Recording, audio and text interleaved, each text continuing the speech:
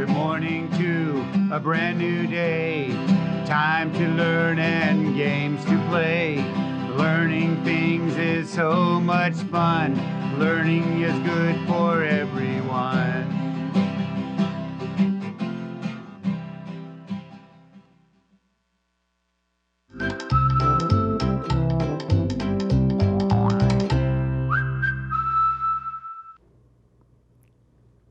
Good morning, third grade. I was just checking on my phone. I'm looking for something to read, and I went on to Sora and I was just caught up in all of the amazing stories and books that are online.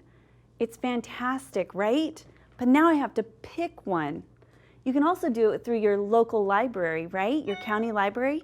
So go through and check and see, what do they have? I bet you can find something really good. If you have a story that you think would be fantastic to share with your third grade friends, you can always send it down here to the PBS station. I bet the guys in the booth are going to put that address. There it is. Do you see it? Send it to me. Let me know what would be a fantastic read and what can you share with your friends. Maybe write a sentence or two about the story as to why you like it the best. All right, can't wait to see them. So, boys and girls, I'm Mrs. Nix, and I am so excited to be hanging with you on this Friday.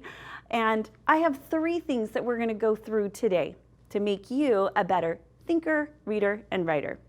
We're going to look at those long I and long U words and all the spelling patterns that go with them. Then we're going to look at some plural nouns that end with the letter Y and talk about how to do some different spelling patterns with those. And then finally, we're going to finish up with some antonyms. Are you ready to start? Okay, let's get going.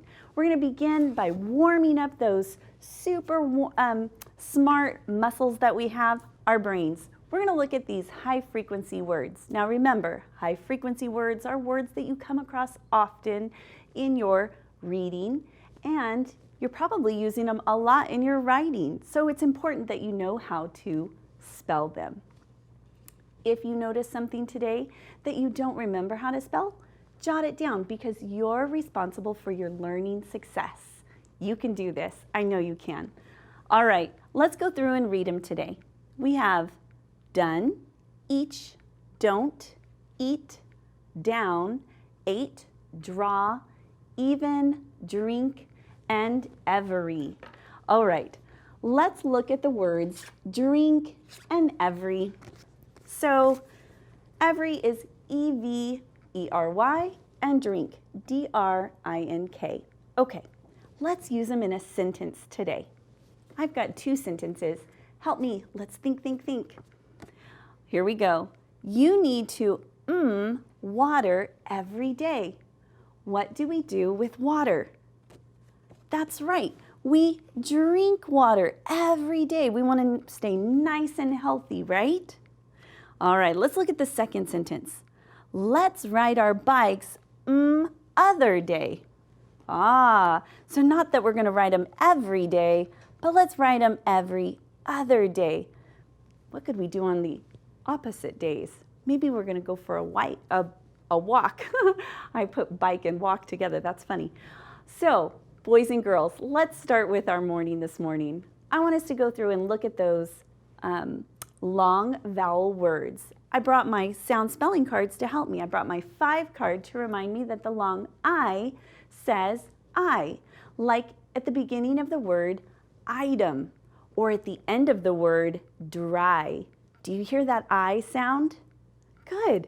I brought my cube card to remind me that the long U says you, like at the beginning of unite or the end of the word value. Do you hear those U sounds? All right, let's look at all the ways that we can spell these sounds. So I have my long I up here, and my words were getting so long by the end of the week, I actually had to put them on 2 rows. So let's go through and talk about them. The long I can be spelled with just an I by itself. Do you see this I by itself? Yeah. Silent, silent. Good job. Then we've got IE, can make that I sound, like in the word applied.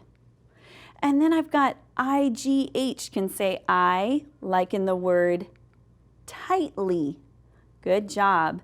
And then can you hear the I sound when we've got I blank E in gripe? Do you see it? Good. And then remember that Y can say I, especially at the end of a word, like in the word identify. Identify. Look at that word. That's awesome. Okay, let's come down just a little bit and we're going to look at these long U words. Now, long U words have, and you know what? I just noticed I've got my words backwards. Haha, that was funny. On Friday, got to figure it out. All right, so U can be by itself, like in the word uniform. Do you see that U by itself? Good job. And EW says U, like in the word cashew. Cashew, good job. And our last one is U blank E, like in the word dune. Nicely done, third grade. Okay, we're going to switch gears just a little bit and talk about those plural nouns that end with Y. Now, remember, there are a couple of things and a couple of rules that we need to follow, so let's go back and review them. We've been practicing them all week. When we have a noun and we want to make it plural, remember, we want to be able to add an S to the end. That means that it's plural, right? More than one. Okay, but there's some spelling rules that we have to follow. Let's look. So when I have the words tray, turkey, family, and company, you'll notice they all end with the letter Y. Here's the rule. When that Y follows after a vowel, A, E, I, or U, then I'm just going to add the letter S. So tray becomes trays just by adding the letter S. Looking at turkey, it's got the letter E, which is a vowel, and then there's a Y, so I'm just going to add the letter S, and turkey becomes turkeys. Here's where our little rule comes into play. Family has a consonant. When there is a consonant followed by a Y, in order to make it a plural, we need to change our Y to an I and add ES. So now we have families. Here's the word company. When I want to change company to companies, I look right here and I've got a consonant. So that means I want to change my Y to an I and then add ES. And then I have the word companies. Nicely done, third grade. You guys are doing a fantastic job. Okay, here's what I want us to do today. It's Friday, right? We can do something a little different. I want us to go through, I want to read a story. This one really focuses on some of those words that have the IES endings with them. And besides that, it's about bunnies. Can we go wrong on a Friday with bunnies? Okay, so this one's called My Bunny Story. Let's go through. Read it with me. My class wrote stories about animals. Pam wrote about her 2 kitties. Josh wrote about the ponies on his farm. Tony wrote about the puppies he saw at an animal shelter. I wrote about the wild bunnies in my yard. Some of the bunnies were babies. I saw the bunnies eat grass, leaves, and berries. Mom wouldn't let me feed them cherries. She said sweet fruit wasn't good for bunnies. I also saw the bunnies eating flowers. Mom didn't want the bunnies to eat the pansies and daisies in her garden, so she put a fence around them. One bunny started digging under the fence, but Mom quickly chased it away. After many tries, however, the bunny made it into the garden and had a yummy snack. Oh my goodness, I told you, so much fun with all those bunnies. You can't go wrong with bunnies. Did you see those words that have that, where they changed the Y to an I and added ES? Yeah, there were tons of them, right? Look at here. We had kitties. Remember, kitties is just one would be just kitty, right? All right, and ponies and puppies. What else did you see? That's right. And bunnies. Excellent job. There are so many words that change the Y to I before adding ES. Great job. Let's switch gears. Oops, and I'm going to lose my stickers here. Okay, I want to finish off today with a little talking about synonyms and antonyms. Now, synonyms were something that we've been practicing all semester long, but I put it up here because I always like to remember both of them together. So synonyms are like my cinnamon buns.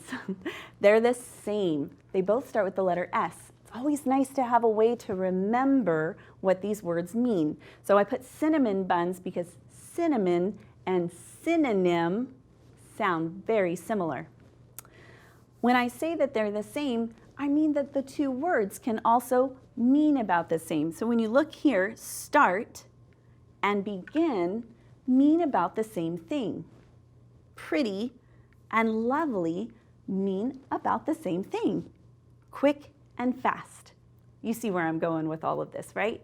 Okay, antonyms are the opposite. So antonyms has the word ant at the beginning.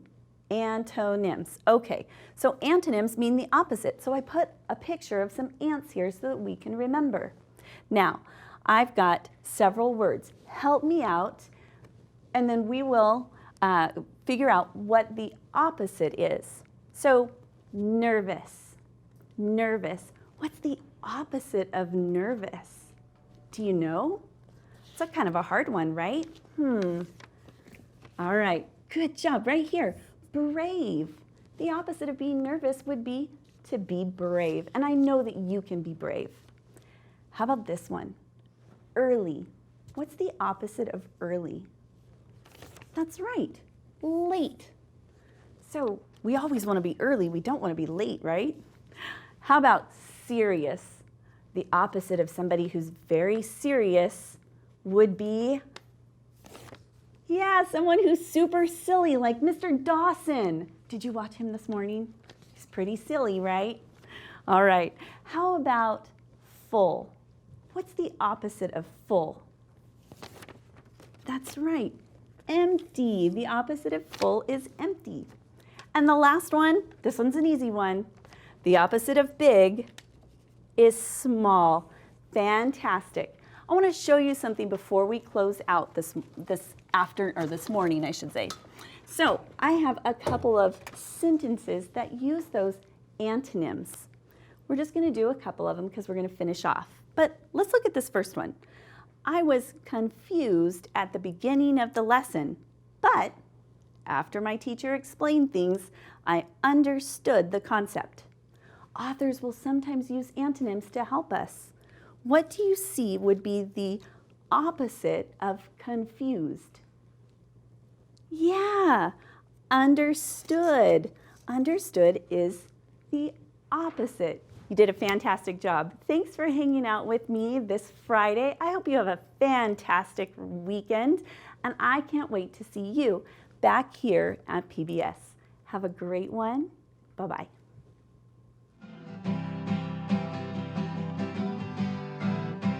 Good morning to a brand new day. Time to learn and games to play. Learning things is so much fun. Learning is good for everyone.